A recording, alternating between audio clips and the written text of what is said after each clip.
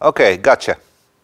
Well, growth actually works very much like strategy, in the sense that company growth and personal growth are amazingly similar.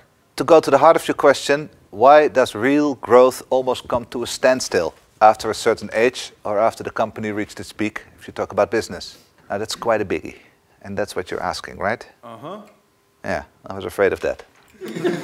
Well, to get to the full scope of your question would take several trainings. But what I will do is, I will try to explain it to you with the simplest principles possible.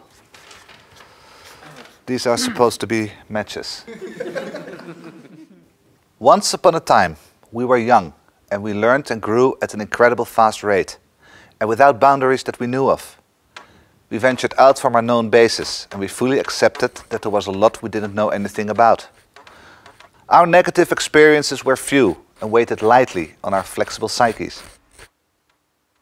But then came the experiences. At first, we just accepted them. But soon our increasingly protective brains emphasized the negative ones in order to protect us from having to deal with bad things again. And these protective measures actually created new negative experiences themselves. We started to do stupid things to protect rather than to discover. Those negative experiences don't have the strength of full-blown traumas, but they are way more numerical. They rest in the spreadsheet Rolodexes of our minds, sometimes our collective minds. And they increasingly create borders that say, here it stops. This is where the world ends. This is exactly how a lot of organizations work similar to the individual mind. We withdraw within a known universe that offers a perspective that seems to be a more understandable and increasingly less scary and more controllable place.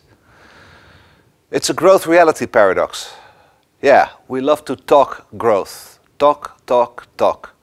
The more we don't do it, the more we love the subject. We laser etch our values on every surface of our brains or the walls of our company. Entrepreneurship, responsibility, you name it. As long as it's thrown across the table within the box, we know that we do not really have to bother with the how question. However, growth can only occur when we dare to act despite our fears, alone or as an organization. That's the only way you'll find out that the slightest willingness to take real risks pays off enormously.